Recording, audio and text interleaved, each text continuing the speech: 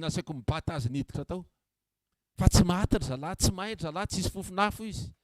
Wow! Tena milay rangahy mialatsiny amin'ilay fiteny, milay rangahy ilay Andriamanitra reo. Tena mety rangahy izy e. Fa tsy nakalesona izy. Teo izy no nideran'Andriamanitra fa tsy nakalesona izy. Dia tany any ambanimbany any eo amin'io bokin'ny Daniel io ihany, any amin'ny toko faha-efatra, 7:20 ka hatramin'ny faraika amin'ny 30 ahitsika indray io tantara io.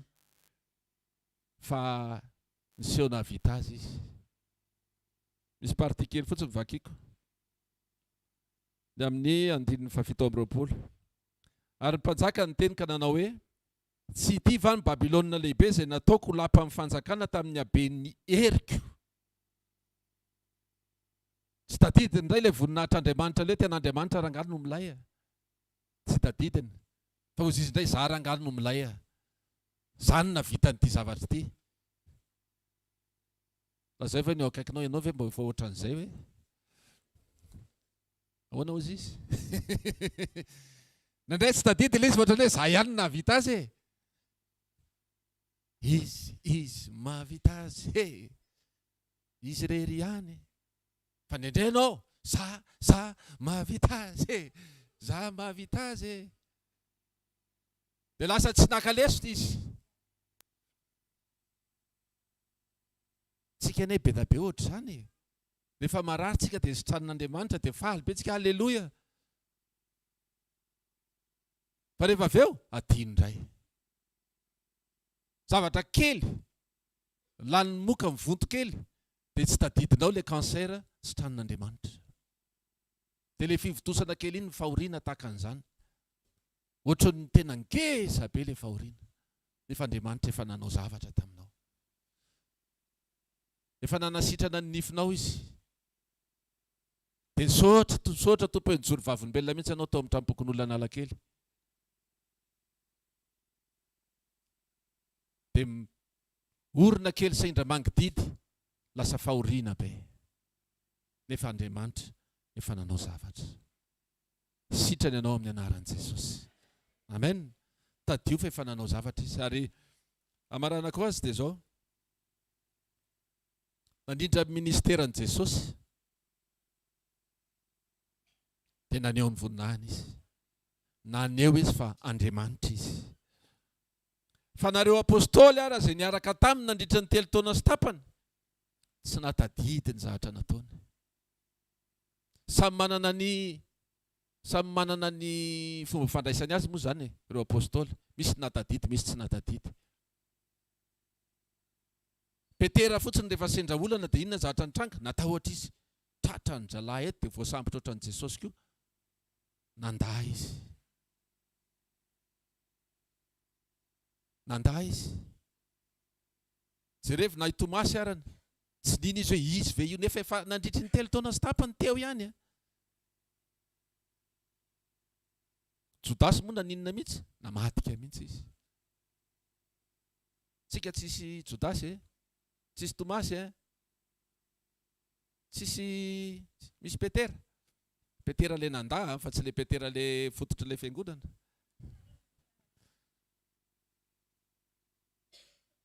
Fa Stefana rehefa nitoroam-bato dia inona nataony?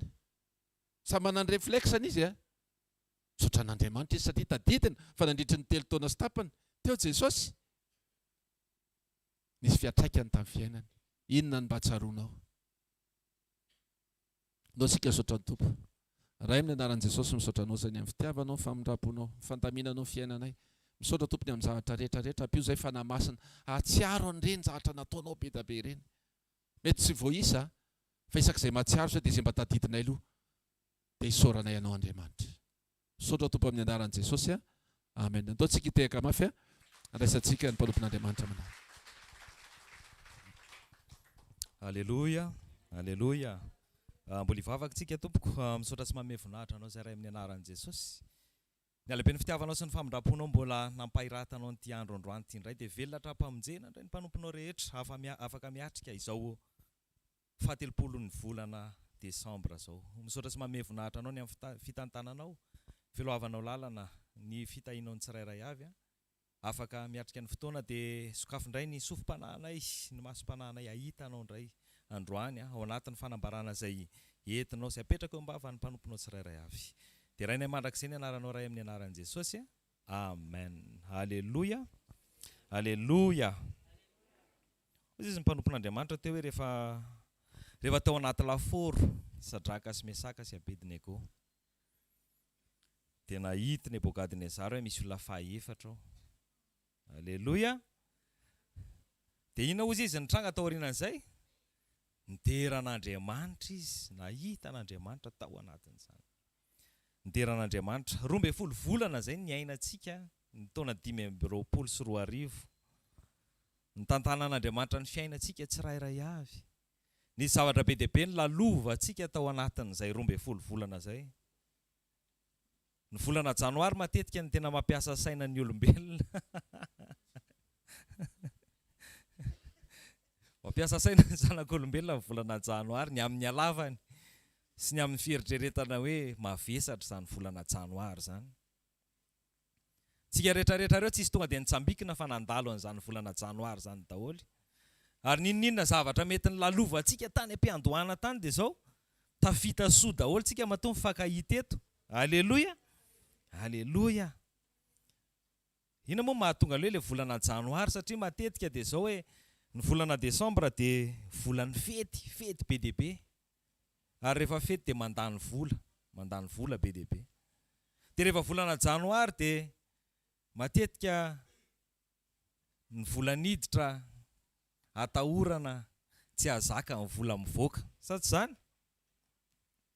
Dia rehefa refesina zany zavatra rehetrarehetra zany ao anatin'ny fomba fisainana sy ny kajy dia kajykajy maha-olona dia mieritreritra fa tena ohatran'ny tsy ho tody zany zavatra zany.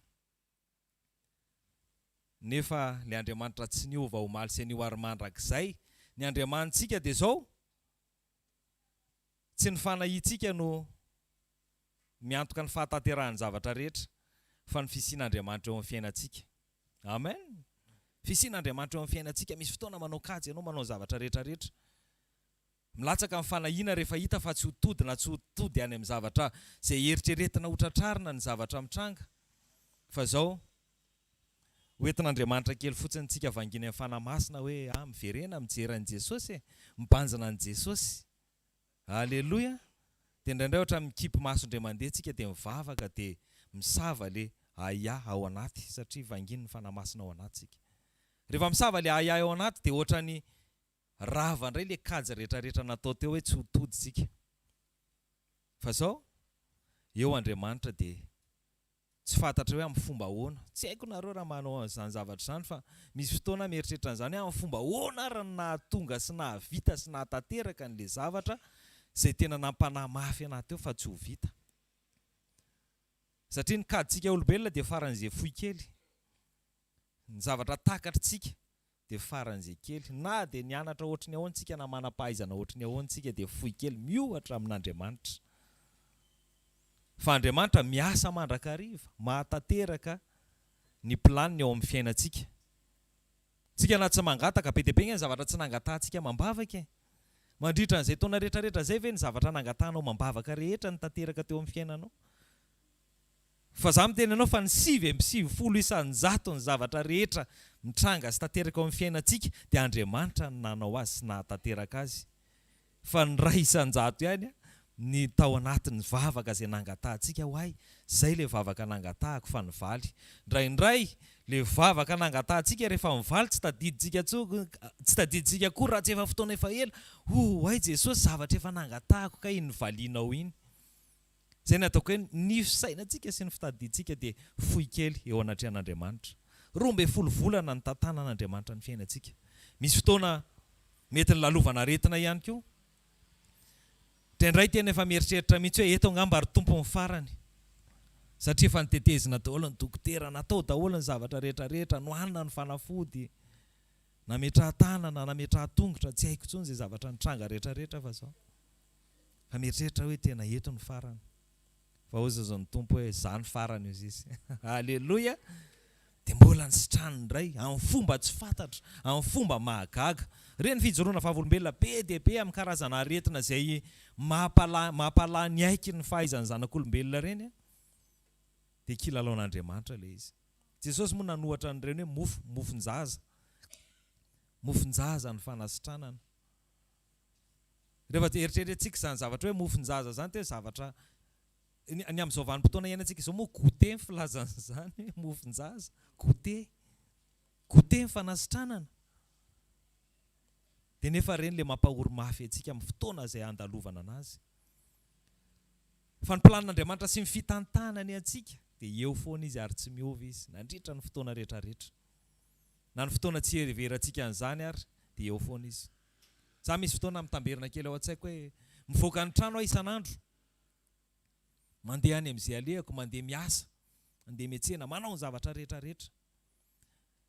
Misy fotoana tena hifonana amin'ny tompo fa adino ny mivavaka sy ny mametraka na ny trajet ray fotsiny ary amam-bavaka.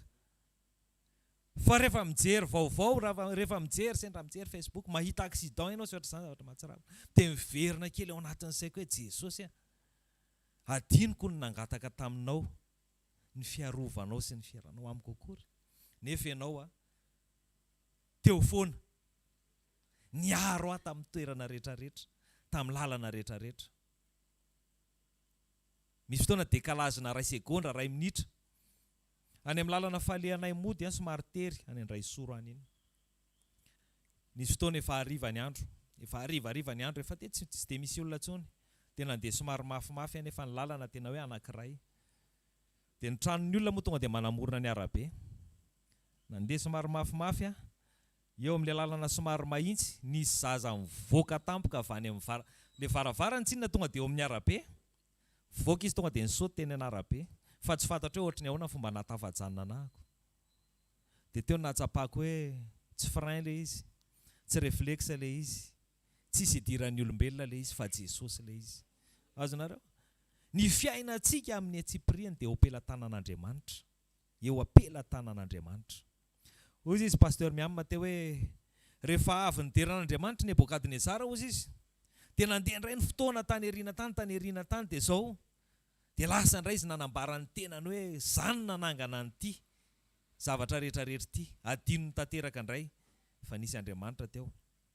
Nandray eo amin'ny fiainantsika rehefa mandeha tsika dia rehefa mety amin'ilay nanaovantsika sy ny eritreretintsika dia za tena mahaika, za tena mahavita.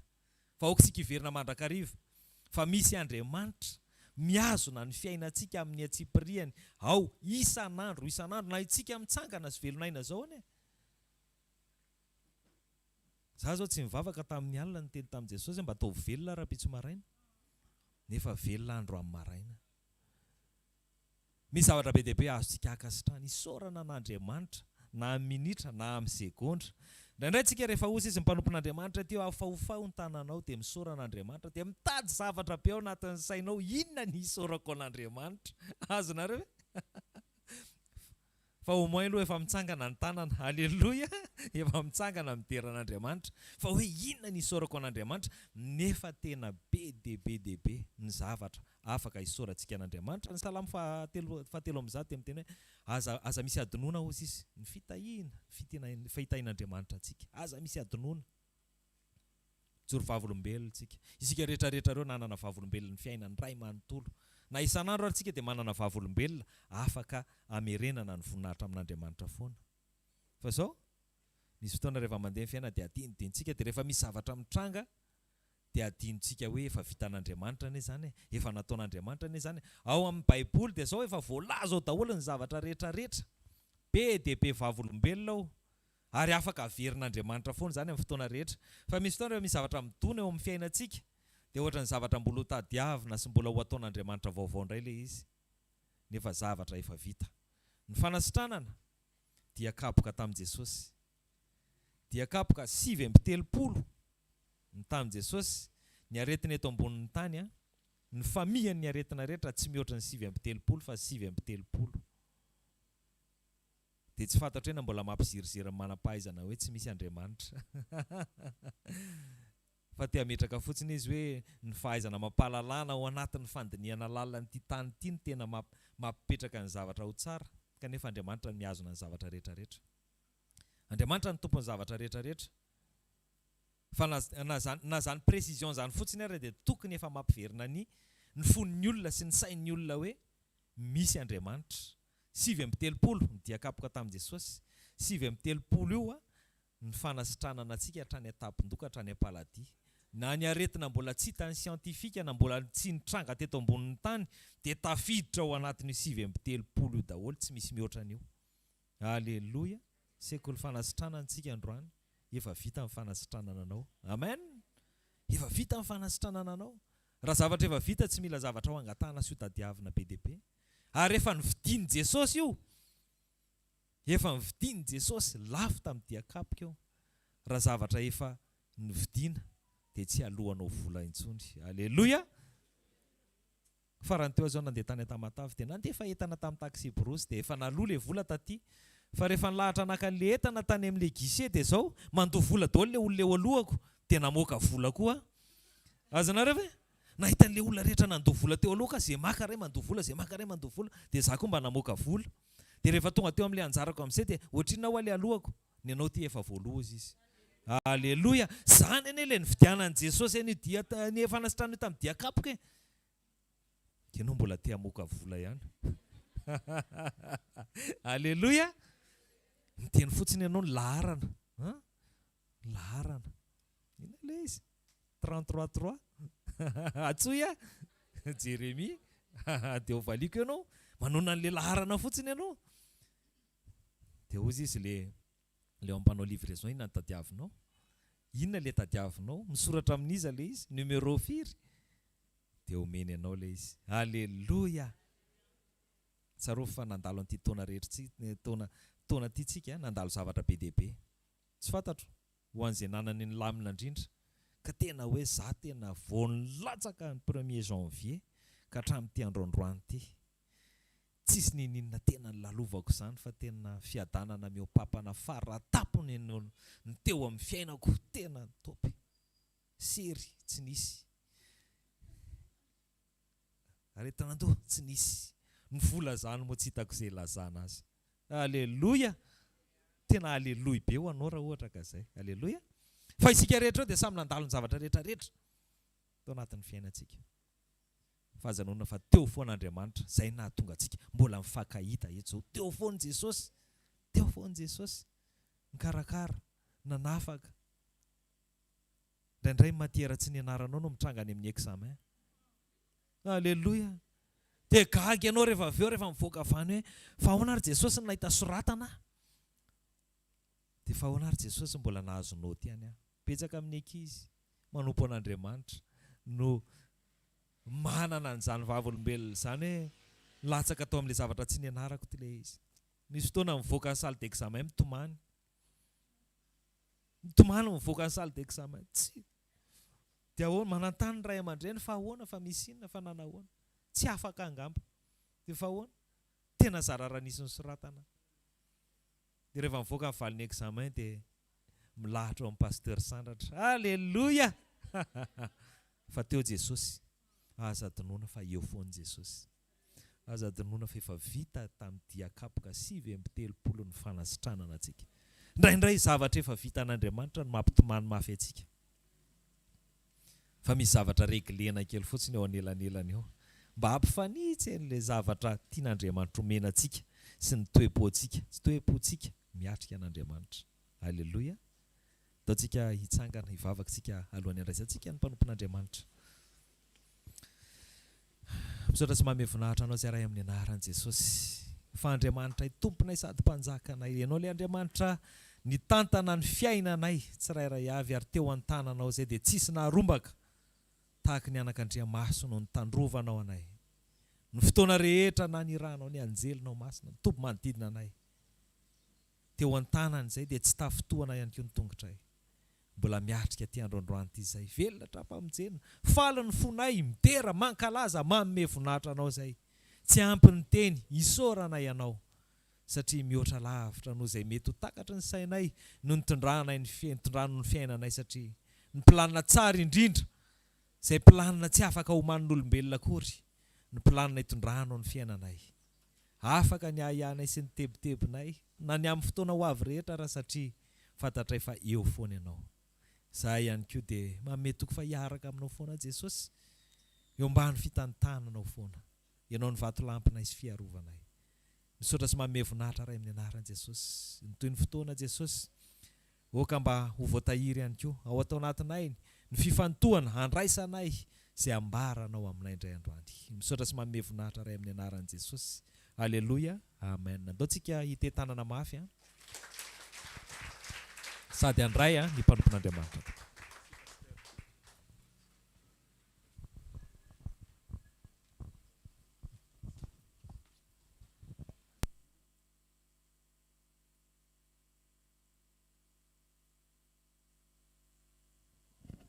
Alleluia. Miarabantsika amin'ny anaran'i Jesosy Kristy tompondray nahatratra an'izao sekoly izao. Manonona ny fiadanan'i Jesosy amintsika tsiraray avy. Ny mamarana ny taona sy ny manomboka taona vaovao dia ohatry ny fiepitany ny andro alarobia ho amin'ny andro alakamisy.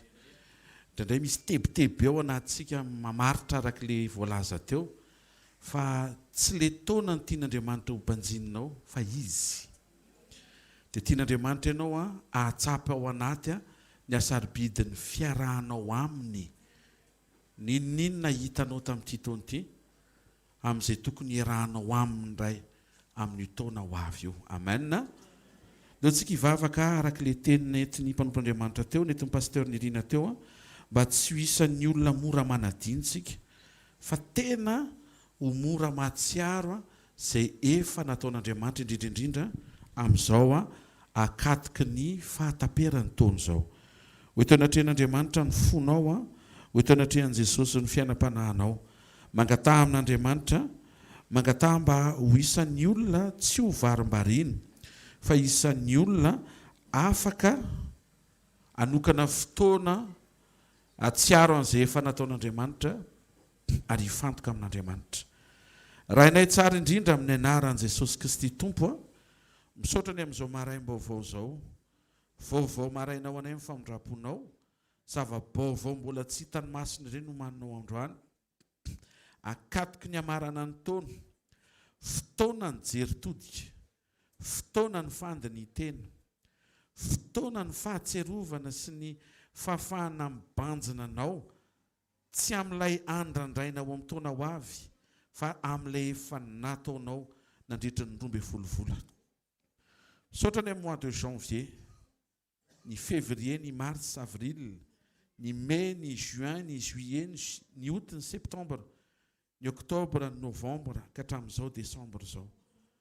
Tsy aro takatry ny saina avokoa izay rehetra nitranga fa maneho ny fahatsaranao, maneho ny fahatokinao, maneho ny tsy fiovanao, ary izay hitanay sy izay tsy hitanay dia tsy azonay andanjana ny herinao fa mahery foana ianao, mahery hatrany ianao, mahery indrindra ianao, ambony indrindra ianao, lehibe indrindra ianao.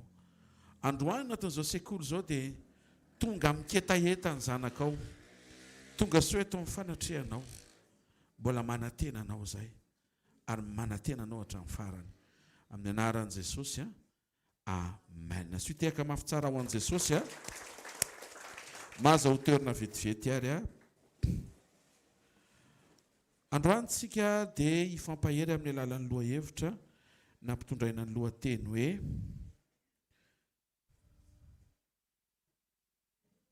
tehirizo ao amin'ny communion ny etaetanao. Tehirizo ao amin'ny communion ny etaetanao. Ijoroavolombelona vetivety alohan'ny hanombohana ny amin'ny fahatsaran'Andriamanitra. Tena hoe anisan'ny tena sarobidy tsy hoe mahita tany na dia mahafinaritra ary izany fa ianao sura ny amin'ny teny apetraka Andriamanitra eny am-bavanao ho zarainao any amin'izay tany anirahan'Andriamanitra anao. Rehefa niainga teto dia nampimefa vao mivoaka ny vavahady dia adino ny chargeur telefônina. Maikako. dia tsy manino pasteur Lova moa no mitondra anay dia ozy izy pasteur Lova hoe ao fa omeko chargeur pasteur fa misy chargeur tana tômôbila milamina izany aho rehefa niainga nandeha hatreo adisa beba satria nanao escale dia tena fiderana sy fiankofana teny miaraka amin'ny telefôna kasika tena ataovy izay ataonareo fa zaso ny tompo milamina tsara tonga atao amin'ny escale amin'izay dia nitady toerana anaovana isargena teo amin'izay tsy fantatra na ny chargeur ny tsy nandeha na ny prise tao amin'ny aéroport ny tsy mandeha fa le batterie efa miaina be nefa tsy misy ahafahana amin'ny charge azy ianao nefa andehanina tany zao hoe raha ataontsika hoe lobaty etsy-Anosy ianao mihina fa tsy matahotra ianao fa raha lobaty any tanin'olona tsy moramora zany tena nafatra taty an-trano hoe tena tsy afaka mifampiantso firy-tsontsika fa opiako ty satria teo amin'ny 15% teo sisa sitra ny ay mba rehefa tonga any amin'ny aéroport dia mbola mba misy batterie azo ampiasaina rehefa tonga tao a Paris tao Charles de Gaulle dia nampiretina indray 10% sisa manaraka izay indray rehefa mivoaka ny gate na ny varavarana tandrify ao amin'ny aéroport dia tsy nitovy tamin'ilay billet nalefako tany amin'ny ekipa izay hakanahy dia le fahasamihafan'ilay izy raha eto Antananarivo dia ohatrany hoe eto le nafaranao fa ery Antanimena ery le nivoahanao mivoaka zany hoe drika tsy tiany le anaty billet zany hoe tsy maintsy manafatra n'le olona naka zany hoe niova toerana le fivoahana dia niezaka indray ny se connecté tamin'ny internet ny aéroport tsy nety mihitsy nidina teo amin'ny 5 amin'izay le batterie efa eo amin'ny 4 ohatry hoe le batterie zany mampahoro hoe aiza ny fiadanany ahoana communion sa tsy communion teo zany Jesosy ty telefôny tiany le mba efa mba niteneko anao mba soloina aloha miaingy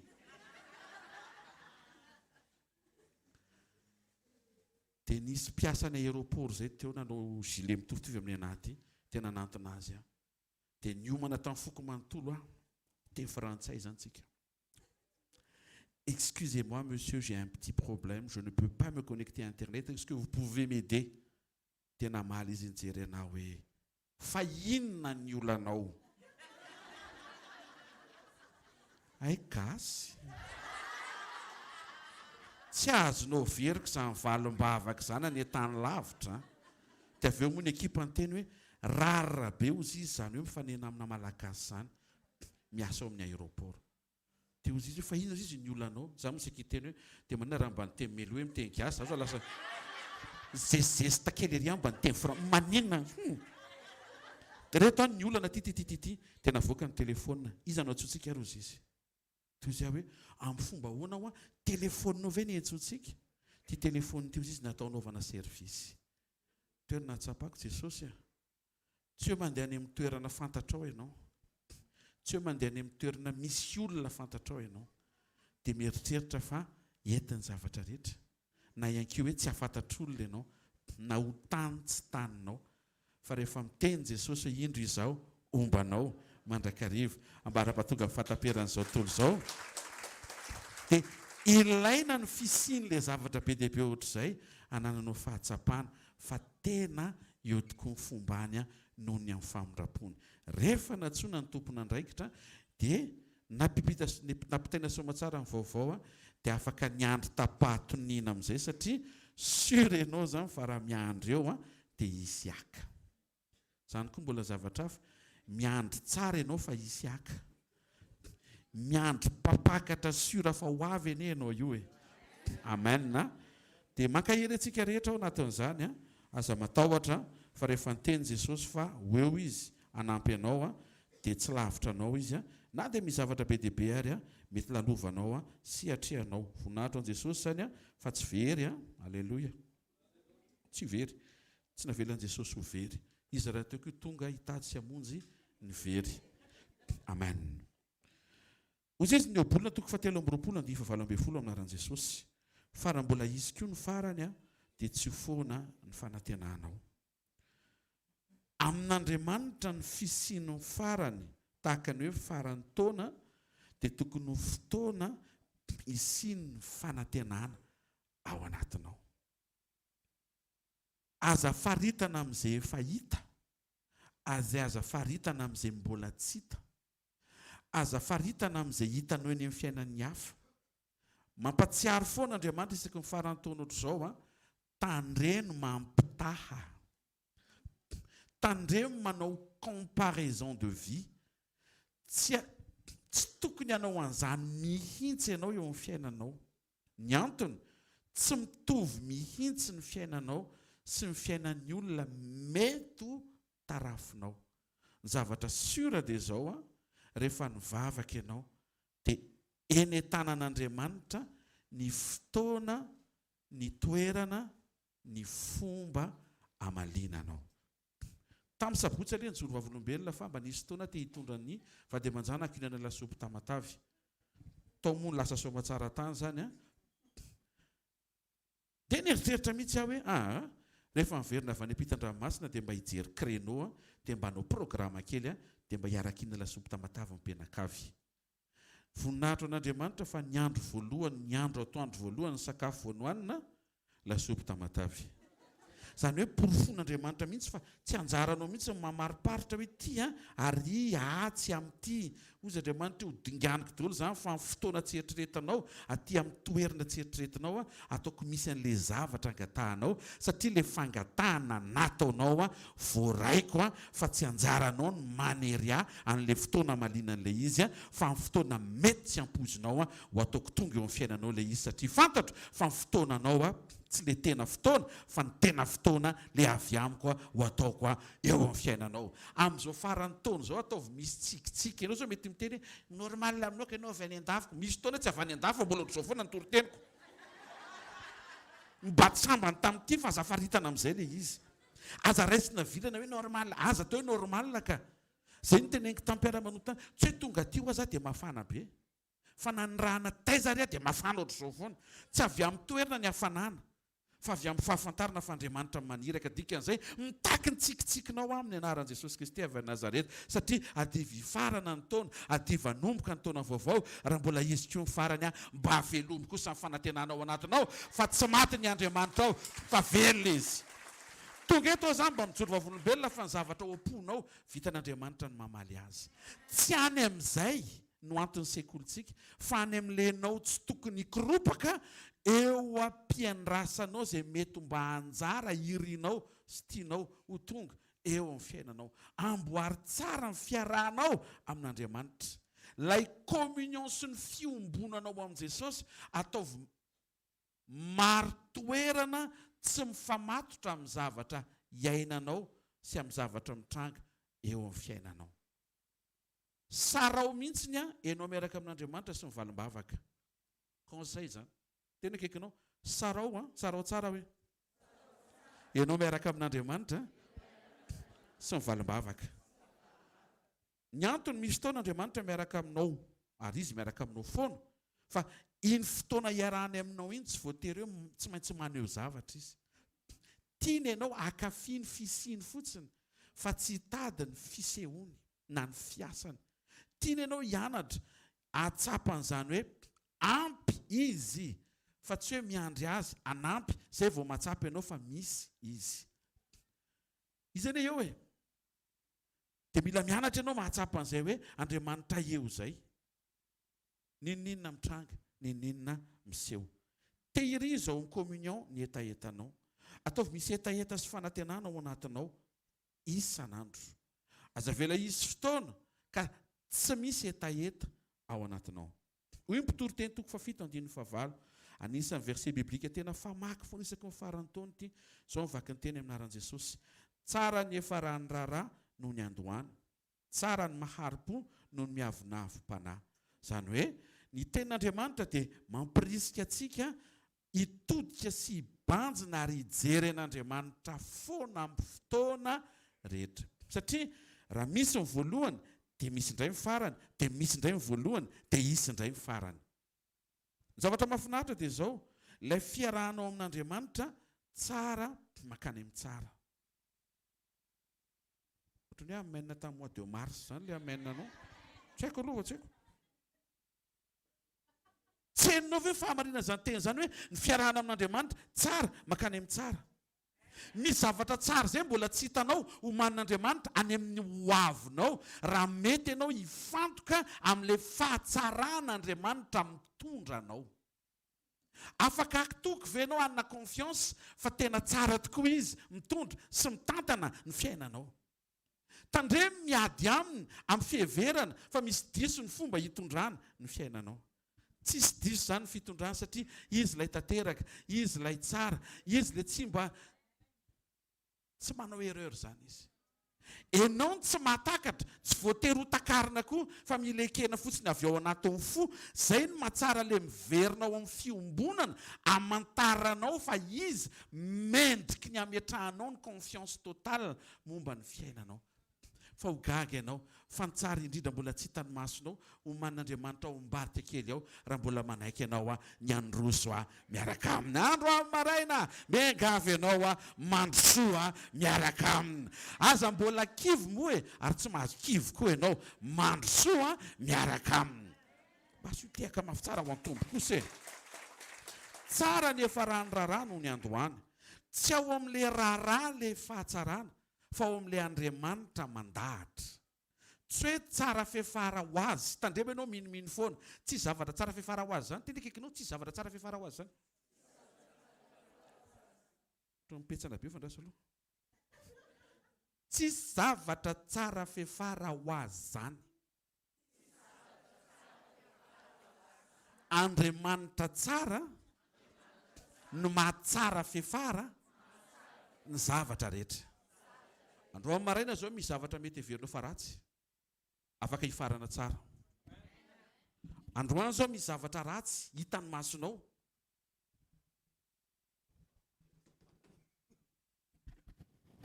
tsy ilay hoe tsy hainao daholo ny zavatra rehetra. Alléluia. Ohatra tonga dia manova feo be zany ny fomba nandivan'ny pasteur ilay izy.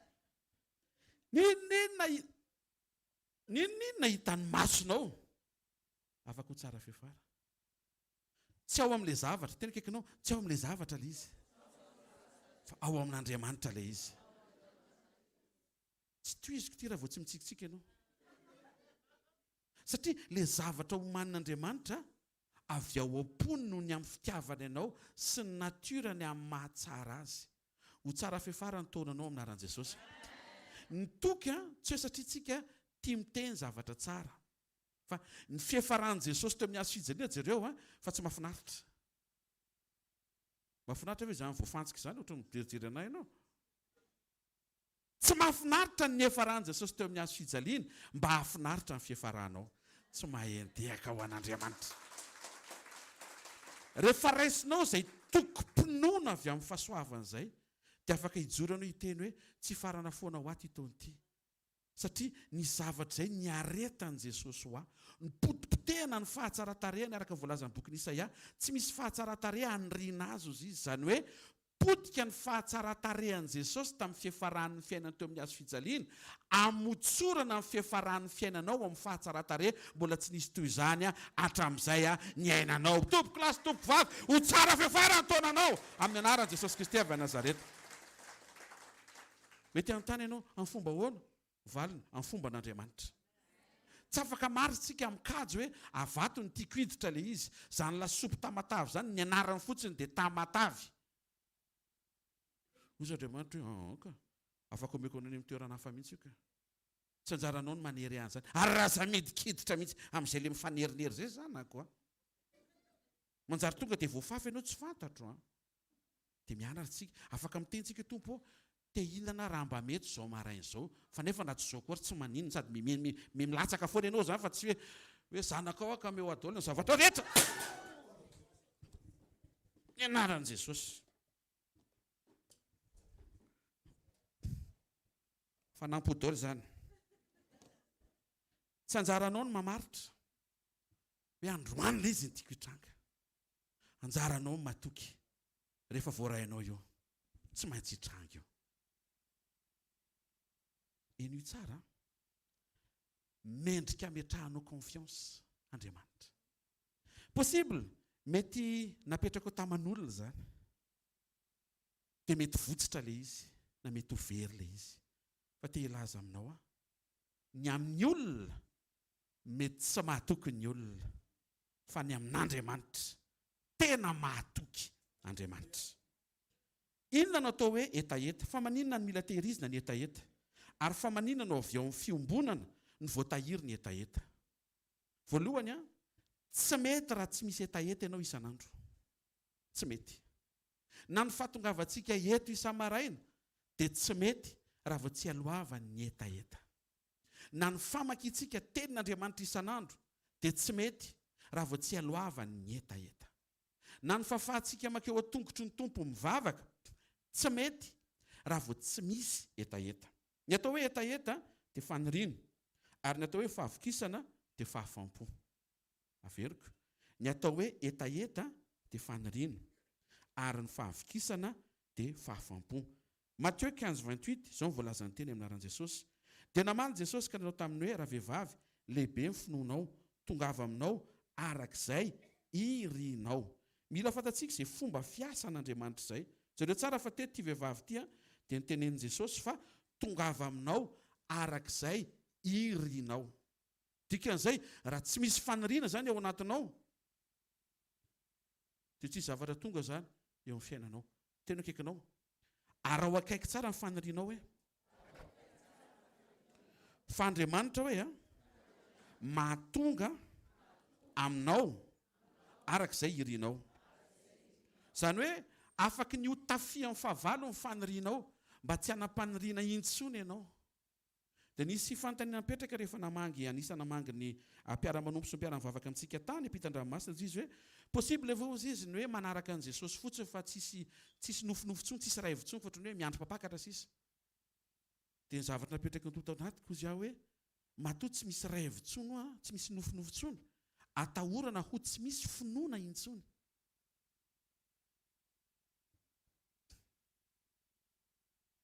Enao io tokony hitahiry finoana. Finoana mametraka an'Andriamanitra eo amin'ilay mahandriamanitra mahavita sy mahay ny zavatra rehetra, na dia tsy misy ninninona iaingana azy eny an-tananao. Ny atao hoe finoana tsisy ninninona eo aminao nefa ianao tena manantena an'Andriamanitra amina zavatra ngeza be. Dia ty ilaza aminao fa possible izay rehefa tena hifantohanao ny fiarahanao amin'Andriamanitra. Obolona 13:12 dia manambara aminaran'i Jesosy ny fanantenana tsy azo vetivety dia mankarary ambavafo fa azonaina ny faniriana tanteraka. Azonaina ny faniriana tanteraka. Ny faniriana zany dia tian'Andriamanitra ho tanteraka eo aminao satria azonaina ny faniriana tanteraka. Mitondra famelombelomana sy fiainana. Obolona 13:19 eo ambany kely eo mamon'ny fo ny faniriana tanteraka. Toiziko. Ozy izy Matthieu 20:20. Matthieu 20:21 naran'i Jesosy. Ary Jesosy taminy inona no irianao? Andriamanitra mihitsy manontany hoe inona no irianao? Dia tokony manakavaly ianao. Matthieu 5:5. Sambatra ny nona sy mangetaita ny fahamarinana fa izy no vokisana. Zany hoe eo amin'ny latabatra mivelatra ahafahan'Andriamanitra manao ny rehetra dia manontany Andriamanitra hoe iza ny nona an'ity zavatra ity, dia manangan-tanana ianao dia hoentiny eo aminao dia vokisana amin'iny ianao. Dia izay tsy manangan-tanana amin'iny fotoana iny tsy homena an'iny satria tsy ilainao zany iny. Raha miteny zao Andriamanitra hoe iza ny nona sy mangetaita fifaliana dia izay manangan-tanana no anaterana, fa izay tsy manangan-tanana tsy homeny. Satria Andriamanitra tsy hoe zarainy dia avy eo ianao ilaza fa zanga nangataka akory. Fa tiany horenao tsara ny asaribidin'ny zavatra angatahanao sy irianao mba hisy lanjany na le fanomezana fa indrindraindrindra hisy lanjany lay mpanome. Sambatra ny nona sy mangetaita amin'ny fahamarinana fa izy no vokisana. Salamo 7:5 amin'ny anaran'i Jesosy. Fa mahafapo ny fanahy mangeta ety izy ary ny fanahy nona dia vokisany soa.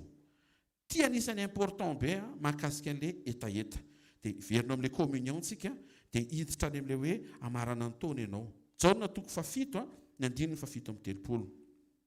Jauna 7:37 minaran'i Jesosy.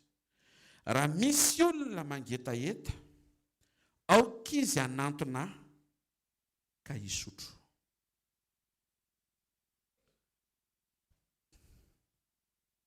Eto Jesosy dia manaitra fa tsy afaka manantona azy ianao raha tsy mangetaeta azy. Hitanareo amin'izay ve? Raha vao tsy misy le etaeta dia tsy misy le fanatonana. Raha vao tsy misy le fanatonana dia hibaribary le fisarahana sy le fahalavirana eo aminao sy Andriamanitra. Tena kaikinao asio etaeta hoe isan'andro. Zany hoe tsy afaka manantona ianao raha tsy mangetaeta. Jauna 6:37. Jauna 9:7 aminaran'i Jesosy. Zay rehetra omeny raiko ahy no anantona, ary izay manantona dia tsy mba ho laviko mihitsy. Mangetaeta aloha zay vao afaka manantona, dia Jesosy avy eo no milaza fa tsy mandà anao, tsy lavina ianao rehefa manantona azy. Lozo zany hoe lavina zany. Ny lalana mba hahatonga anao tsy isan'ny olona lavin'Andriamanitra dia mila manantona azy. Ary raha te ho isan'ny olona manantona azy dia mila mangetaeta azy. Ao amin'ny Isaia 5:22 zao voalaza ny teny mahakasika ny etaeta. Testameta taloha naran'i Jesosy. Ianareo rehetra izay mangetaeta makanesa amin'ny rano, ary ianareo izay tsy manam-bola avy mividika homana. Avy mividy vai sy ronono nefa tsy ambola na mikarena. Eto ny tenin'Andriamanitra dia manaitra antsika ho akeo amin'ny rano rehefa mangetaeta. Fa rehefa tonga Jesosy, raisinao tsara ty prinsipa anankiray ity, fa rehefa tonga Jesosy nafindra ho ao amin'ny Jesosy avokoa ny zavatra rehetra. Izay tokony ho tadiavinao an'i Jerosalema lasa nafindran'Andriamanitra ho ao amin'ny Kristy. Izay eritreretinao fa ao amina mpanompon'Andriamanitra nafindran'Andriamanitra ho ao amin'ny Kristy. Izay rehetra mety ho eritreretinao hoe ao anaty asa fanompona nafindran'Andriamanitra ho ao amin'ny Kristy. Rehefa tonga Jesosy, tsisy nininona ho anao tsony any Jerosalema, tsisy nininona ho anao tsony aty amin'ny mpanompon'Andriamanitra, tsisy nininona ho anao tsony atao amin'ny asa fanompona. Ny rehetra mety ho ilainao, Jesosy azy zavatra rehetra nomanino anao dia vonona ao amin'ny avereny hoe ao amin'ny Jesosy avokoa ny rehetra hoe. Tamin'ny testamenta taloha Andriamanitra ny teny hoe rehefa mangetaeta dia manatona rano. Fa ozy izy Jesosy rehefa tonga Jesosy eo amin'ny Matthieu 2:20, makanesa ty amiko ianareo. Hitanao amin'izay ve? Kristocentrika ny zavatra rehetra mampety anao sy mahasoa anao, hitondra fiainana sy fahavelomana ho anao. Aza mitady fahafampo ivelany fanatonanao an Jesosy. Mety ho afampo ihany ianao fa afampo sandoka. Tsy tena ilay fahafampo mitondra fiainana, fa ho fahafampo miafara ny fahafatesana. Isy olona hijoro avolombelona hoe manam-bola be dia afapo dia taitaitra ianao. Ao anareo ilay fahafampo angamba tsy eo amin'ny Kristy indray ilay fahafampo. Izy zao manam-bola be sady tsy mivavaka izy, afapony izy zaty, tsisy vola atao amin'ny Kristy ohatra ny tsy hitako izay fahafampo ato. Asio etaeta ao anatinao Tompo, ataovy misokatra ny ato anatiko, ahita fahafampo miaraka aminao. Na tsy misy nininina aza, mba tena hisokafo ny fanahiko, atsapa ny asarbidiny fanatrehanao. Raha vao miverina eo amin'ny nofo ianao dia ohatrany tsy mahatsapa nininina. Fa rehefa ao amin'ny communion ianao miombona amin'Andriamanitra dia atsapa ianao fa ny rehetra ho anao dia izy. Dia zareo hoe le tamin'ny voalohany makanesa ao amin'ny rano, fa rehefa tonga Jesosy makanesa ty amiko ho Jesosy. Zay mahatonga ny tenin'Andriamanitra ty amin'ny Ancien Testament manambara soa nampahoriana. Inona toy an'izay? Soa nampahoriana ianarako ny didinao. Zany hoe lay sekoly ao amin'ny fampahoriana. fa rehefa tonga Jesosy makanesa ty amiko mianara amiko, tsy ao amin'ny fampahoriana tsony ianao mianatra fa tonga dia directa ao aminy. Tena kaikanao aza miandry fampahoriana vao mianatra hoe tonga dia mianara ao amin'i Jesosy hoe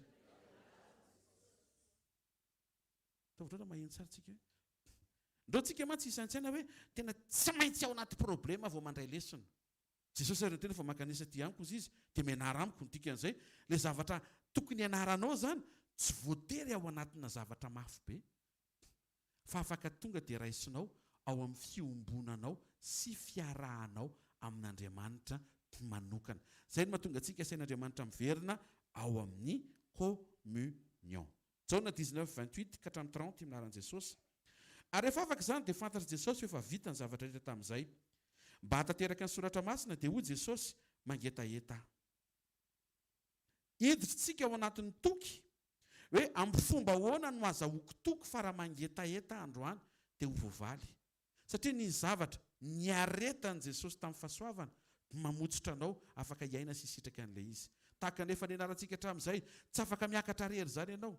Tsy avy amin'ny fahaizanao miakatra ny ekaranao, tsy avy amin'ny etaetanao hiakatra ny ekaranao, tsy avy amin'ny fanirianao hiakatra ny ekaranao, avy amin'ny dinan'i Jesosy ny ahafahanao miakatra. Tsy avy amin'ny fahaizanao miazona ny ainao no mahavelona anao, fa avy amin'ny nahafatesan'i Jesosy no mahavelona anao. Tsy avy amin'ny fahaizantsika mivavaka ao amin'ny marary, avy amin'ny expérience hitantsika tany amin'ny rallye de miracle be dia be no anononana fanasitrahana eo amin'ny fiainanao. Tsy hoe ampitantsika hoe io kanao io efa nahitan'io izay tamin'ny Marivoay, efa nahitan'io izay tany Mahajanga. Tsy olana amin'Andriamanitra io. Taloha zany, fa ilay tian'Andriamanitra iainanao tsisy idirany reny fa rehefa nikapohan'Andriamanitra mandeha Jesosy 7 amby 3 kapoka andro amin'ny maraina afaka ny hositrana amin'ity karazana aretina sy fahavoazana. Sorovy ity ny rehetra tonga manatrika eto izay manaraka direct ary izay mety hoe tsika mambavaka rehefa avy eo na tsy manatrika eto ary ilay olona amin'ny anaran'i Jesosy Kristy velona masina sy manan-kery avy Nazareta. Ka misy toky izay ato omeko anao mba tonga anao afaka hiteny hoe possible afaka mangetaheta ary afaka voavaly ny etaetako. Hoy Jesosy teo amin'ny hazo fijaliana mangetaheta 9:20 ary nisy bakolo feno vinaikitra nipetraka teo ary nisy sponjy feno vinaikitra nitohiziny tamin'ny sopa ka nataony tamin'ny vavany. Ary rehefa nanandrana ny vinaikitra Jesosy dia nanao hoe vita, dia nanondroka ny lohany izy ka nanolotra ny fanahany. Nangetaheta rano Jesosy dia tsy novaliana. Mba ho tonga ny fotoana androany mangetaheta ianao dia ho valiana. Azo tiaka mafy tsara ao an'Andriamanitra. Mazava ho azy fa ny etaeta tokony ho tonga ao anatsika dia etaeta an'Andriamanitra. Salamo 2:20 ka hatramin'ny 2:12 zao voalaza ny teny amin'ny anaran'i Jesosy. Tahaka ny dera mihanahana maniry ny rano anony no aniriany fanahiko anao Andriamanitra. Ny diera rehefa mitady rano dia mifantoka izy ahita an'ilay rano. Ary rehefa tonga eo amin'ilay rano izy vulnérable kely izy tsy hoe biby piady fa biby le samborona sy le azainy reny proie zany izy. Fa rehefa tonga eo amin'ilay rano izy tonga dia adinony daholo ny zavatra rehetra satria nitady fatratra izy io fotoana sy toerana ahafahany mahazo rano. Ohatran'izay ny fanoharana ampiasan'Andriamanitra. Teto ny mpanompon'Andriamanitra nanoratra ny Salamo hoe ohatry ny etaeta ny diera vavy ny rano anony no aniriany fanahiko anao. Dikan'izay miala daholo ny tahotra rehefa hitako ianao. Tsy ahoako izay mitady andringana sy hisambotra na hamono fa rehefa hitako ianao no faniriako. 12 mangetaheta an'Andriamanitra ny fanahiko dia Andriamanitra velona. Raha oviana no tonga ka iseho eo anatren'Andriamanitra. Toy isika amin'ny Salamo 7:20 Andriamanitra ianao, mitady ianao fatratra, mangetaheta anao ny fanahiko, maniry ianao ny nofoko eto amin'ny tany maina sy mangetana tsy misy rano. Sokafantsika ny Filipiana 2:13 mazava gamban'izay avereno mila mangetaheta. Tsy maintsy ny etaeta. Avereno zay mangetaheta no afaka manantona ary zay manantona tsy mba laviny. Isan'andro mila mangetaheta. Zao voalaza ny Filipiana 2:13 amin'ny anaran'i Jesosy. Fa Andriamanitra ny miasa ao anatinareo na ny fikasana na ny fanaovana hatateraka ny sitrapony. Amin'ny teny frantsay au nom de Jésus, car c'est Dieu qui produit en vous le vouloir et le faire selon son bon plaisir. Mametraka ny etaeta io zany Andriamanitra ihany.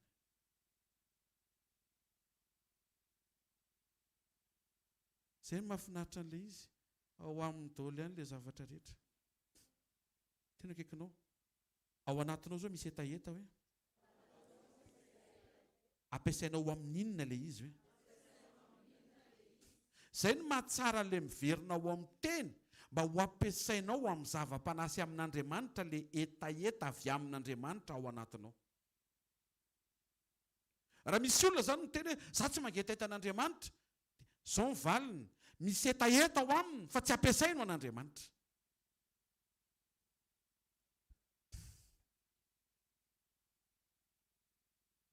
Enao tsy afaka angetaeta zavatra tsy fantatrao.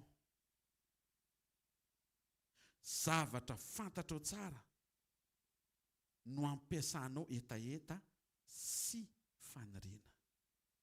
Dikan'izay ataovy misokatra ny ao anatinao ny amin'ny asaribidin'Andriamanitra eo amin'ny fiainanao. Avy ao amin'ny communion no misokatra ny fonao atsapa fa ny sarobidy indrindra tsy valim-bavaka fa izy mpamaly vavaka. Tsy fahagagana fa Jesosy. Mahafinaritra ny fahagagana fa misy tsara lavitra noho ny fahagagana mahafinaritra. Jesosy tenany mihitsy ny fanatrehany miaraka aminao, manome anao fiadanana, manome anao fahatsapana fa tsy irery ianao, manampy anao tsy hanan-tahotra amin'izay atrehanao. Zany ny sarobidy lavitra noho izay mety hoeverinao hoe raha misy vola eo dia afaka ny tahotra. Zao arany eo. Matahotra ianao tsy voalohany jirama. Dia hozy ianao hoe rehefa tonga ny vola dia afaka ny tahotra jirama. Fa fantatrao fa miaraka amin'ny volia tonga indray ny tahotra mpanendaka. Misy mihaino ve? Dika zay zany tsy ino no manafaka tahotra fa Jesosy no manafaka tahotra. Ary ao amin'ny fiombonanao amin'Andriamanitra no ampian'Andriamanitra ianao tsy atahotra satria mibanjina azy sy mijery azy ary mifantoka aminy. Manaitra be ty teny ity. Andriamanitra no miasa ao anatinareo, izy ny mametraka fikasana ary izy ny manampy anao hanao an'ilay fikasana. Tsy mampanino no mety hiteny ianao tena tsisy etaeta izy zany. Afaka mangataka ianao zany dia omeny le izy. Ianao indray aveo no mampiasa an'ilay etaeta ho amin'ilay tokony ampiasana azy. Ny tokony ampiasana etaeta zava-panahy. Tokony mangetaeta ianao ny ho faly mandrakariva. Mangetaeta ianao ny ho feno famindram-po. Mangetaeta ianao ny tsy ho mora tezitra intsony. Mangetaeta ianao ny ho afaka amin'ny ota mahazatra mety mitady hamatotra anao sy mitady hanimba ny fiainanao. Etaeta no mivalide an'ilay délivrance. Zay ny tsy mampetele hoe eto ambavaka fa te ho afaka amin'ity, nefa tsy mazava ny etaetan'ilay olona te ho afaka amin'ilay izy. Lasa manahela an'ilay fiasa, ilay asan'Andriamanitra. Ny mety heverantsika hoe esory amiko hono ity fa tsy tianao hono. Mazava ve zany vavaka zany ve? Na ianao ary zany tsy sura fa ohatrany mody hoe ohatrany hoe bloqué eo ny valim-bavaka amin'ny farany taona raha vao misy an'ity onka dia mangataka aminao mba esorina ho fa raha za aloha no anontaniana. Dia izay no mahatsara ilay miverinao amin'ny communion mba ho ampitoviana ilay ao anatinao ohatrany tsy milamina amin'ilay ao amin'Andriamanitra tompony filamenana. Mangataka amin'i Jesosy raha misy zavatra tsy azonao, fa maninona no asainao manao an'izany? Fa maninona no asainao mijoro ohatran'izao? Inona ilay mahatonga ahy tokony tsy mora tezitra? Maninona fa zanga tsy mba mahazo tezitra? Hoeto anatrehan'i Jesosy ao amin'ny communion. Malenao izy. Avy ao amin'ny communion eo ianao no atsapa hoe ndry tsy tokony zavatra hatezitra anao. Satria fantatrao fa anisan'ny mampalahelo ny fanamasina voalaza ny bokin'ny Efesiana dia rehefa misy fahatezerana, fahavinirana, lolo-po, zavatra be dia be manavesatra ny fonao. Dia rehefa malahelo nefa ny fanamasina dia tsy efikasy izy hiasa hanampy anao amin'izay tokony hanampiana anao. tokony ampiasainao amin'ny zava-panahy zany ny etaeta ao anatinao ary indrindraindrindra tokony ho tonga hatrany amin'ny etaetanao an'Andriamanitra. Amen. Avereny hoe mangetaeta zava-panahy hoe mangetaeta an'Andriamanitra hoe. Amen. Raha misy olona marary zao dia mila etaeta mba ahafahan'Andriamanitra mamotsitra ilay fanasitrana tokony ho azy. Mety gagantsika hoe fa nga misy olona pasteur tsy te ho sitrana. Nisy ka ohatra zany tantaraina izy fa tsy hita amin'ny masoko moa fa tantaraina ray aman-dreny rangahy be izy efa dadabe tenentina mbavaka marary foana dia maninona tsy mety afaka ilay aretina fotrony hoe marary lava foana nefa rano nanontaniana mihitsy izy ianao ve te ho sitrana dia zao no tenen'ilay dadabe dia fa maninona rehefa marary akarakarain janako vao sitrana eo dia ampodiny zareo. Lasa mierim-pity ilay olona mametraka fa izy marary no karakaraina ary izay madisany fomba fitentsika malagasy hoe ny marary andrianina. Fa maninona izy rehefa marary vao andrianinao? Tokony izy salama ny karakarainao sy mifanompo, mifankatia sy maneho zavatsoa ny mpiarabelona. Lasa diso ny fomba fisainan'ilay dadabe mametraka izy satria tsy mintsony izy fa possible izy tiavina na salama aza. Mbola manana problema na communion koa dadabe satria dadabe miandry tiavina. Ny olona ampy communion banjina an' Jesosy, voky ny fitiavan'Andriamanitra, mianatra amin'ity an'Andriamanitra, tsy miraharaha izay tsy tia, tsy taitra amin'izay tsy tia, manam-paharetana amin'izay tsy tia, mivavaka mba hity izay tsy tia ary tia be an'izay tsy tia. Tehaka ilay rehetra ho an'ny tompo. Ka problema ny dadabe zany tsy ilay aretina fa izy miandry tiavina. Dia lasa heverina fa ao anatin'ilay olana sy ao anatin'ilay zavatra manjo eo no miseho ny fitiavany hafa. Za te hiteny aminao, ny olona rehefa marary ianao vao mety maneho ny fitiavana ianao, fa Jesosy izy mihitsy ny nanaintena sy marary maty ho anao anehoany ny fitiavana ianao mba tsy ho matimaty fahatany ianao ary mba tsy hariharary fahatany ianao fa ho sitranao aminy, velona ao aminy, tiany. Raha zao no tenenao hoe tianao Jesosy,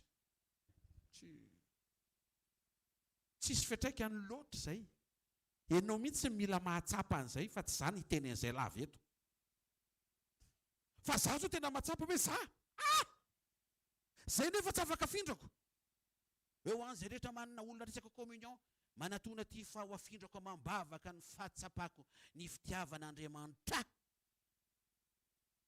Dia vao voarainao ilay izy ianao, hoay tian'Andriamanitra be io paster io, tanao amin'izay. Lasa za ihany mahazo an'ilay izy. Dikan'izay manokana fotoana hiaraka tsara amin'Andriamanitra atsapanao amin'izao faran'ny taona izao dia aza be ziriziry be monomonina fa tena tia be anao Jesosy ary misy zavatra tsy rehetriretinao izay nosokafany tamin'ity taona ity fa hodianao fanina. Azo hodiana fanina izy. Averenao amin'ny voninahitra nataon'ilay izy. Mety tsy ilay netriretinao fa omplanina sy kajy mety io fa aza taitra. Sy tehaka mafy tsara ho an'Andriamanitra. Aza taitra fotsiny. Alleluia. Ny atsapana fitiavana tsy hoe olona miteny fa tianao Jesosy, fanombohana izay.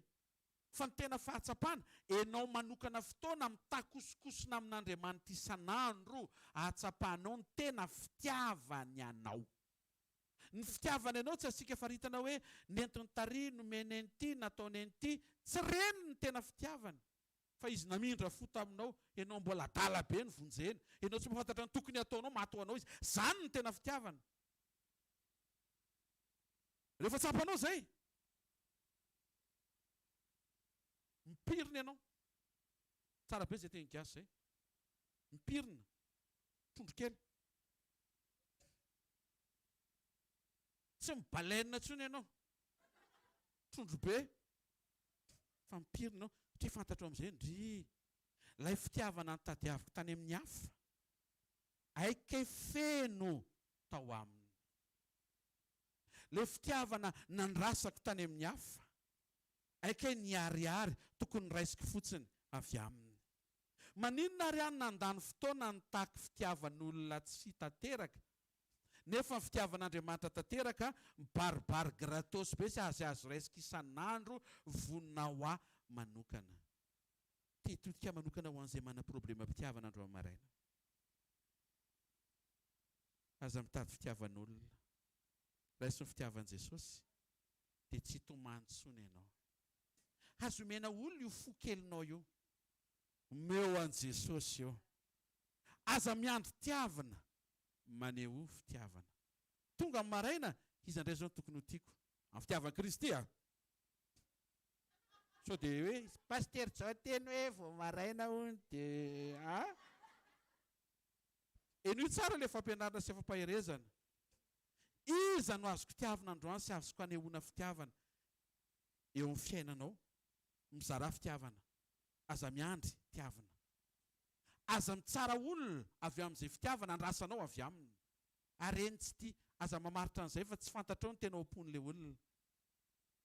Ianao tokony manam-paharetana ambara-pahatanteraka ny fiainam-pitiavan'ny olona. Amen. Ary ianao mianatra manao zavatra tsy miandry valiny na amin'iza na amin'iza. Zay ny fahatanterahany agabe. Tsy miandry valiny. Rehefa mijoro amin'izay ianao dia Andriamanitra mahafantatra ny tokony ataony eo amin'ny fiainanao. Anankiray fotsiny omeko anao dia hitsangantsika dia hirava. Fa ny zavatra rehetra dia miara-miasa aso oe! Aso oe aloha e! Ho an'izay tia an'Andriamanitra. Ka raha vao tsy tia zany dia tsy hoe. Ho an'izay tia an'Andriamanitra, izay mahatonga ilay izy nampatsahivina teo hoe midira ao amin'ilay fanekem-pitiavana avy amin'ny fiombonana. Menara ny fitiavan'Andriamanitra arakaraka ny anokananao fotoana miaraka amin'Andriamanitra. Dia jereo amin'izay, fa raha misy namitaka anao, Jesosy tsy hamitaka anao. Raha misy nandainga taminao dia naratra mihitsy ny fo kelinao. Renao mihitsy hoe toy ny antsy maranitra mandehandeha tao am-poko mihitsy nanaovany ahy. Dia tia ilaza aminao fa neny Jesosy nile fonina mihitsy izy teo amin'ny lanivony mba tsy harary fozantsony ianao ao amin'ny sitrany any areti-po manatrika eto amin'ny anaran'i Jesosy Kristy avy Nazareta. Sitrana amin'izany ianao amin'ny anaran'i Jesosy. Mino fa tsy horentsona misy atokantrano hoe za mihitsy ny tsy tia natao amin'ity trano ity. Tsisy an'izay vava zay intsony. Mbola misy izay ka? Tsisy tsony. Satria raha sendra aza tsy tsapanao ny fitiavan'ny hafa, tokony hibahanao am-ponao ny fitiavan'Andriamanitra anao. Tena kekinao, tena tia be anao Jesosy hoe. Aza mora kivin'ny zavatra hita maso hoe. Zavatra nandrasana. Ohatrany tsy mety tonga. Tianao foana Jesosy hoe. Kalma tsara fotsiny hoe. Dia courage hatramin'ny farany hoe. Tsy mahendehaka ho an'Andriamanitra. Be dia be ny azo tenenina sy tokony holazaina fa noho ny amin'ny fotoana sy ny fandaminana tsy maintsy mamarana antsika. Fa te hilaza aminao courage. Courage moa e. Ny fitiavan'i Jesosy ne tena azontsika hitkina sy hiankinana e. Any amin'izay andehananao amin'izay dia fantatrao fa ny fitiavan'Andriamanitra fototra tsara azonao hianteherana. Iza manam-po e. Mbola misy hatramin'ny rapitso ariva fa fan'Andriamanitra miasa e. Isika neny mamaripahitra farany taona. Tsy ampozinao amin'ny farany taona tamin'ny tompo efa mety tamin'ny mois d'octobre. Isika ny mankalaza an'Andriamanitra ny amin'ny fahataperan'ny fotoana. Isaky ny fiafarany ny vanim-potoana isaina sy kajiana. Fa tsy tokony hoe manaintaina be dia ahoana, dia hanao inona izany? Inona ny laoka amin'ny lakamisy? Ohatry ny laoka isaka lakamisiko. Tena marina izany e. Le fiarahana amin'i Jesosy tena ataovy matitra tsara fa anao surprise ny tompo. Tsy vita an'Andriamanitra izany, Andriamanitra sakafo izy tena miangavy anao inao izany. Tena vitan'i Jesosy izany reto. Ikintsika tany. Tena fa enika ny hoe niena teteny aminao a izy Andriamanitra ny zavatra rehetra fa matsiana ve vitan'izany filaminana ve vitan'izany fiadanana ve kapoaka an'izany fanasitranana ve hainy atao zany fa zao tsy any amin'izay le izy hitanareo amin'izay tsy any amin'izay fa le fiarahanao aminy mihitsiny ataovy renao hoe mambe tsy misy ifandraisany amin'izay hitan'ny masonao zavatra andrasanao zay mahatonga le hoe aza mijery fiainan'olona dia aza mampitany fiainan'ny tena amin'ny fiainan'ny hafa ry anina zao efa nanina firy-taona zao ry anina maka jereo zao kozinanao velao kozinina any afa mihitsy anenao e jereo zanaka aza mba manao an'izay otsika ray aman-dreny jereo zanaka anina amaly tampoka eo ny zanaka hoe kotsizina laina ary mbola mamaly faly any nefa tsika no miteniteny foana avy reny mety io hoe milamy io hoe tsara ny Andriamanitra e manasanao hitsangana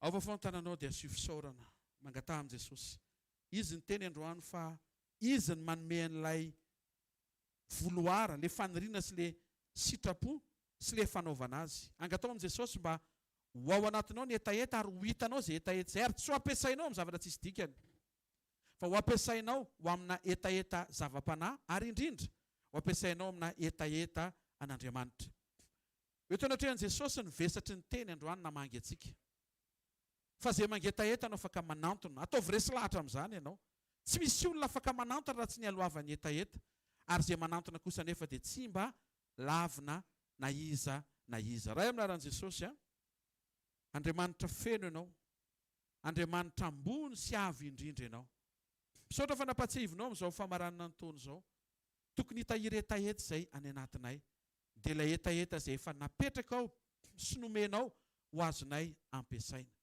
tsarovy ny zanakao rehetra tonga eto androany tsy ho kivikivy tsy avesatra tsy ho ketraka akory anisa andro hoe rapitsy ny tonga amin'ny farany nefa ahoany ty izaho Jesosy a ataovy mahay mifantoka izay mahita ny fitiavanao ahafahanay misitraka ny fahafenona sy ny fahatanterahany fitiavanao ahatonga anay tsy hitady fitiavan'olona ahatonga anay tsy hamaritra ny fitiavanao amin'ny zavatra mitranga ary ahatonga anay hianatra hitianao sy hanampaharetana amin'izay mety ho tsy fitiavan'ny olona manodidina anay anovanao azy ireny ho tonga olona ny fitiavana ampianaran'io izay hanao ny zavatra rehetra tsy miandry valiny tsaroa izao fotoana marain'izao raha misy marary tonga eto Jesosy dia mino izay fa ny diakapoka ny aretanao fanasitranana ny fiondrehanao teo amin'ny azo fijaliana fitrakanao anay ny fahafatesanao kosa fahavelomanay ary ny fandresenao fandresenay sotra ray aminaran'i Jesosy vavaka ao ny tsiraray avy izaniza tonga eto tompo zavela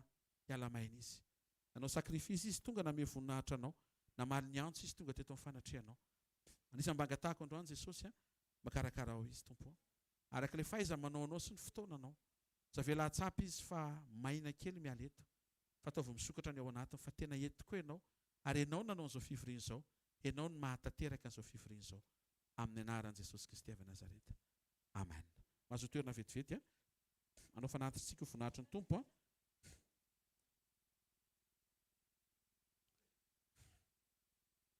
a aza dino a fa manana réveillon iarahantsika tehaka mafy an'i Jesosy alleluia manana réveillon tsika irahana mamarana ny taona 7,000 ariary 7,000 ariary le karazana fidirana mba hahafahantsika mahazo salina efa nysaina eny eo atao plein air ery amin'ny bypass fa alina ny andro a fahavaratra ny vanim-potoana ifampitady eo tsika menakavy a noho ny amin'ny fangatahanmaro dia natao amin'ny salina le izy noho ny amin'izay salina izay no mampisy ny participation iny tena marina fa raha ny tiana dia miaraka foantsika na tsisy an'iny ary fa fandaminana fotsiny le izy ny tena ao ambadika iny dia manasa-pitiavana antsika mba misoratra anarana melora possible satria anatin'ny fikarakarana misy zavatra karakaraina dia ataovy misy etaeta ao anatinao fantatro hoe afaka mamarana rery ny taona ianao ao an-trano tena marina izany fa afaka koa tsika mamarana ny taona ao anatina fiarahana. Nisy Virginie zay namarana ny taona rery dia tafatory tao izy. Fa rehefa niaraka izy en groupe 10 ry zareo dia niara mifory zareo rehefa tonga mpapakatra. Tsy mampatahotra miteny an'izany. Fa miteny fotsiny aho. Fa mifiandrasana mpapakatra en groupe. Fiandrasana fanjavonana personnel eo ambony fandriana. Raha ihany reo événement reo raha ihany reo fa manahitra hoe teny mbola misy. Ndao tsika hiaraka angetaeta hitady an'Andriamanitra. Mety zavatra ataon'Andriamanitra sy asain'Andriamanitra tao amin'ny oalin'ny 31 io tsy voatery mety ho voarainao ara-paminaniana rehefa ianao rery mifantoka ao an-trano. Izay no mahatsara an'ilay hoe raha mbola azo atao dia manasa antsika mpitiavana anatrika an'io veillée io veillée de prière, louange, adoration, témoignage, message, fampianarana. Ny message mivantana avy any Paris à minuit amin'ny fotoana io dia hoe raha antsika miatrika mivantana ny amin'ny hafatra petrak'Andriamanitra ny ambava mpanompony pasteur Adolphe fa ray aman-drenitsika. Dia tena manasa mpitiavana raha tokony ho izy zao tsika rehetra ireo tokony hoe hany daholo raha tokony ho izy. Kanefa noho ny amin'ny fandaminana dia mino fa tsika rehetra ireo dia ho hany daholo. Raha sendra renao indray ireo tena pasteur tena misy programme tsy makany amin'ny province na tsy fantatra efa mividy billet d'avion zay tsy azo anilena intsony dia mba ataovy izay ahafahanao mandray anjara arak'izay mba tratranao satria mety misy ao namana mety te handeha fa mety afaka be fa mety mba eny am-pelantananao ny opportunité ahafaha mba miatrika an'izay. Dia aza misaina ianao hoe ndry saly tsy manan'izay zao aza dia misaina an'izay loha ianao manatrika eto. Iasa Andriamanitra mahita fitianao amin'ny anaran'i Jesosy. Taontsika hitsangana ny voninahitra ny Tompo ary. Sotranao izay iray amin'ny anaran'i Jesosy ny amin'ny teny. Sotra ny fanatrianao sy ny sekoly tomombana sy tanteraka androany. Mangetaeta izay ny ahitany voninahitrao. Mangetaeta ny aina ny fiainanao ary mangetaetanao izay. Sotra ny amin'ity fotoana marain'ity. Sotra ny amin'ny fanazavana, ny fampaherezana, ny fananganana. Aoko tafatoetra ny etaeta avy aminao atao anatinay ary ho hainay ny mampiasa ny etaeta izany ho amin'ny zava-panahy sy ho aminao. Misaotra raha eo. Ny anaran'i Jesosy ta io ny olona tsirairay amin'izay hiala eto indray. Ao ny anatra, ao ny asa, ao ny ody, ao ny amakivaky ny tontolo andro. Hiaraka aminao, eo ny fombanao, eo ny fiarovanao, eo ny fampahitana fitiavy aminao. Amin'ny anaran'i Jesosy Kristy velona masa sy manan-kery avy Nazareta. Amen. Ray sotsotran' izay tononona tanteraka eo amin'ny fiainanao. Marina aminao ny tenin'i Jesosy hoe arindro izao momba anao mandrakareva. Ambara-patonga ny fahataperan'izao tontolo izao. Izay fomban'Andriamanitra izay ho asehony amin'ny kery, amin'ny voninahitra, amin'ny vavolombelona, amin'ny valimbavaka, amin'ny fahitampiti, amin'ny fahatsarana, amin'ny fahasoavana. Mandehana, mandrese, farano, miaraka amin'Andriamanitra tsara ny taona ary atombohy miaraka amin'Andriamanitra tsara ny taona. Amin'ny anaran'i Jesosy, amen. Zareo ny fahasoavana, fa ny fahasoavan'Andriamanitra ny mato izao ary ny fahasoavan'Andriamanitra ny mato izao anareo.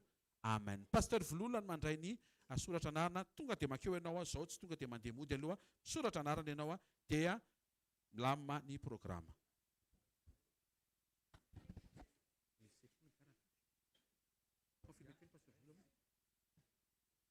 Azadino sekolintsika rapitso ho famaranantsika ny sekoly tokantrano sy ny fanambiana toetra ho voninahitra